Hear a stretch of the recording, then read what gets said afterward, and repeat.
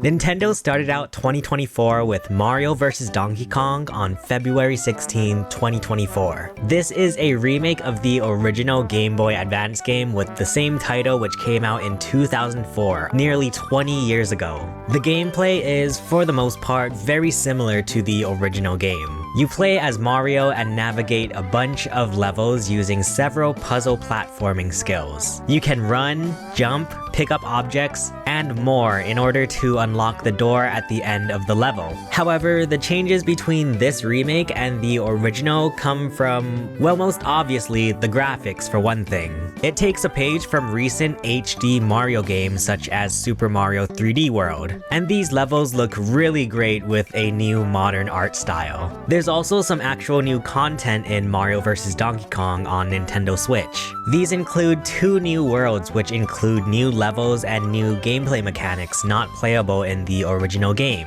There's also a new multiplayer mode that allows one player to play as Mario and a second player to play as Toad, which is a really nice addition to a puzzle game like this. So Mario vs. Donkey Kong is a good game for people looking for a classic puzzle platformer, similar to the old school Donkey Kong games but now for a modern system. However, with a $50 MSRP, I would suggest waiting until this game goes on sale if you really want to play it. But still, it's a cute little puzzle game starring Mario and Donkey Kong. A month later, Nintendo released Princess Peach Showtime on March 22nd, 2024. This is the first game to star Princess Peach since 2005's Super Princess Peach on the Nintendo DS. In Princess Peach Showtime, you play as Princess Peach and navigate these themed linear 2.5D levels, or plays. Throughout the levels, you also come across Peach's transformations, including Sword Fighter Peach, Cowgirl Peach, and even Patissiere Peach. However, I would say the main bummer with this game is the fact that it struggles quite a bit in the graphics department. There are some lower quality models which causes it to look like a PlayStation 2 game, as well as frame rate drops galore. While it's nothing that completely ruins the game by any means, it is a bit of a bummer that this game doesn't run smoother than it currently does. And in terms of gameplay, I think this game is good for people looking for a simple game starring Princess Peach. For the most part, this game is quite easy and the controls essentially come down to almost a single button. I think it's just a cute little happy-go-lucky experience. Then, after years and years of begging and pleading, we got Paper Mario: The Thousand-Year Door for Nintendo Switch on May 23rd, 2024. This is a remake of the original GameCube game that was released in 2004. Now, if you've never played a Paper Mario game before, these are RPGs starring Mario and friends in paper form. While they often do have lots of fun and quirky gameplay that you would expect from a Mario-themed RPG, it is, for the most part, your usual turn-based RPG with a heavy emphasis on story and characters, which is one of the main reasons why people consider The Thousand-Year Door to be the greatest Paper Mario game, maybe even the greatest RPG altogether. The Nintendo Switch version comes with a cornucopia of minor changes that all adds up. First off, the graphics get a pretty nice upgrade, obviously now being in HD. But also, a lot of shadows and reflections have been reworked and added, which surprisingly makes for a notable difference. In terms of the actual gameplay, you'll find a whole bunch of changes in the menu screens, overworld, and battles. One change includes being able to open the partner ring, which allows you to quickly switch out your multiple partner characters without having to navigate a whole separate menu. So if you're an RPG connoisseur and you haven't played the original GameCube version, or maybe you just want to replay this classic game, Paper Mario: The Thousand-Year Door for Nintendo Switch will have you covered. Plus, I imagine most people would be more interested in the Switch version for $60 rather than a GameCube copy for holy cannoli.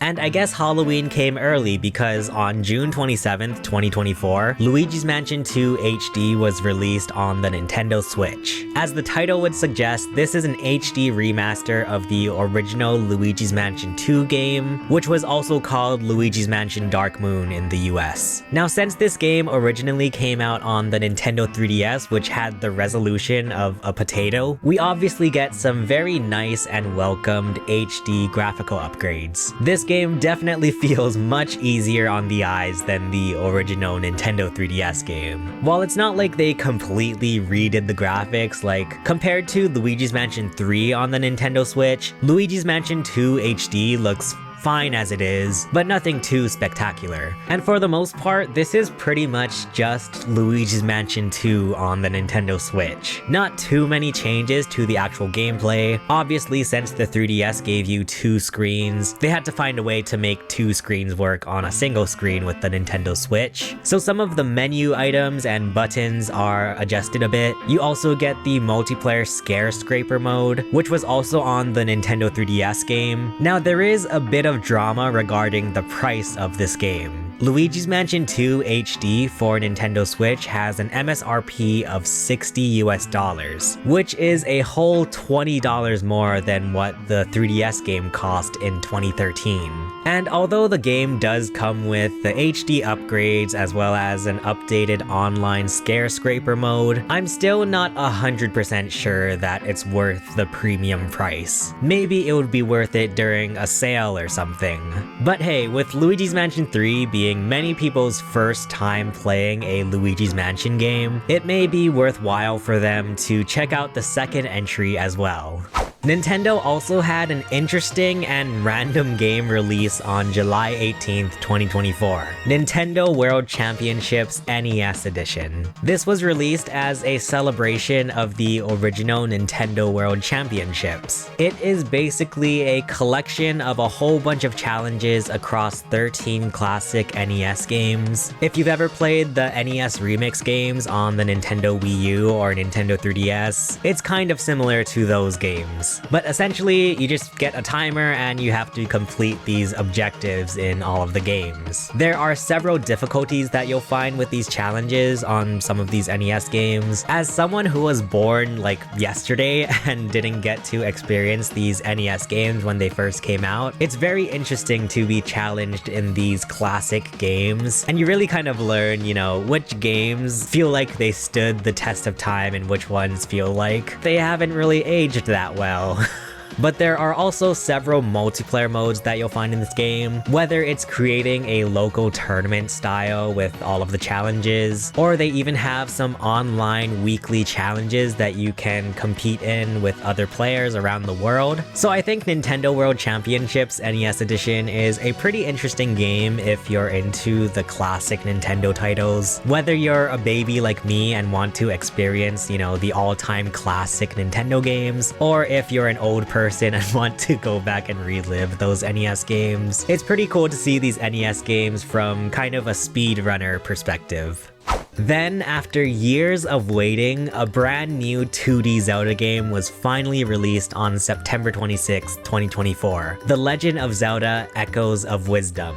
And funnily enough, this was anything but your traditional Zelda game, because this time around you actually play as Zelda. So rather than using your sword and shield and just slashing away at baddies across Hyrule, you'll need to use Zelda's powers to create echoes of certain enemies or objects. This means that it feels a lot more focused on puzzles rather than, you know, action and combat like other Zelda games. Echoes of Wisdom also has a huge map with lots to explore. It actually feels like this 2D Zelda game kind of includes a lot of the open world elements that we've seen in games like Breath of the Wild and Tears of the Kingdom. So it's really interesting to kind of challenge yourself to see, you know, what you can reach using Zelda's abilities. Sometimes it's as simple as stacking beds on top of each other, but other times you'll have to kind of think outside of the box. So I would say The Legend of Zelda Echoes of Wisdom is good for people who are looking for a different type of Zelda game. Compared to some of the other Zelda games on the Nintendo Switch, I would say this game feels probably the most unique. But at the same time, I also feel like it has a lot of the elements of a classic Zelda game that we all know and love. On October 17th, 2024, Nintendo released Super Mario Party Jamboree for the Nintendo Switch. This sequel to Super Mario Party on the Nintendo Switch came as a bit of a surprise. It really felt like Super Mario Party Jamboree fixed a lot of the criticisms of the original Super Mario Party game. For example, unlike the first Super Mario Party Jamboree is compatible with many controller options, such as the Nintendo Switch Pro controller or even a single Joy-Con on its side. All of the Mario Party boards are a huge improvement, with each one having some really fun or interesting mechanics and themes. There are even 2 returning boards from the classic Nintendo 64 Mario Party games. Plus, many of the game modes in Super Mario Party Jamboree offer online multiplayer, as long as you have an active Nintendo Switch Online membership. It's really fun to be able to play a match of Mario Party with friends or even random people completely online.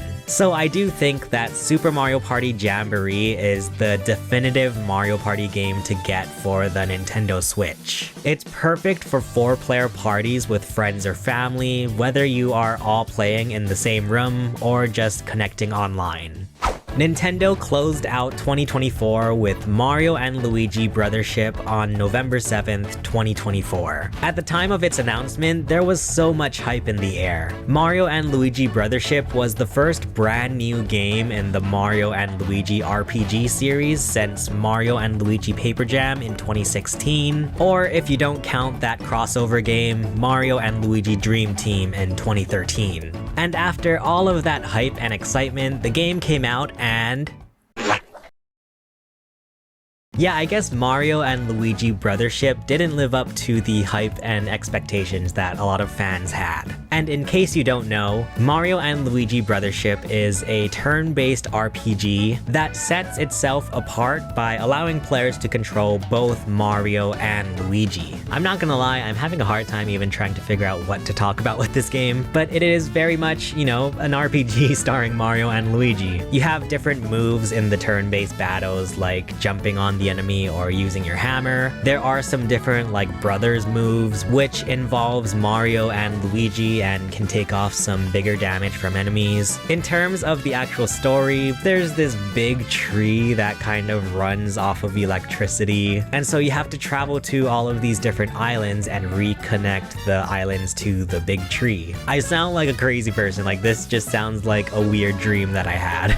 And like most RPGs, this is quite a longer game, and from what I've heard, a big criticism with Mario and Luigi Brothership is that it does take quite a while to actually get going, so it does kind of feel like a slower burn. For me personally, I will say, like, I think this is a pretty nice game to just kind of like turn off your brain and play. While some people might consider it a bad thing, I do actually kind of like the simplicity of Mario and Luigi Brothership. It's not as like crazy and exciting as maybe the other Mario and Luigi games, but I do think it is more of just a slow-paced and almost cozy feeling RPG, I guess. So if that's something that you're into, maybe check out Mario and Luigi Brothership. At the very least, I think it's cool that we're seeing a new game for this series that so many people have played growing up.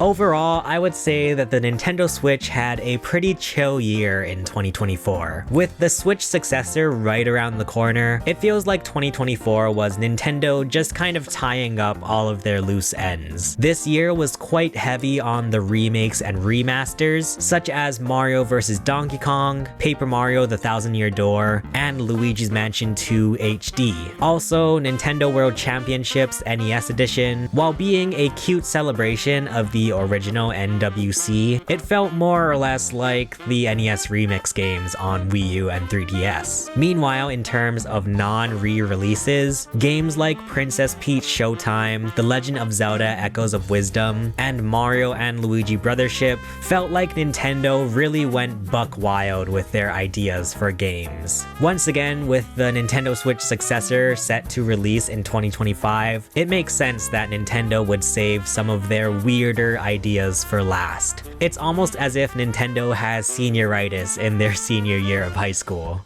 And speaking of which, if you want to know what Nintendo will be getting up to in 2025, check out the video below. Let me know in the comments what your guys' favorite Nintendo Switch games were in 2024. But thank you for watching, thank you so much to our members. My name is Chase and I will see you guys again soon. Bye!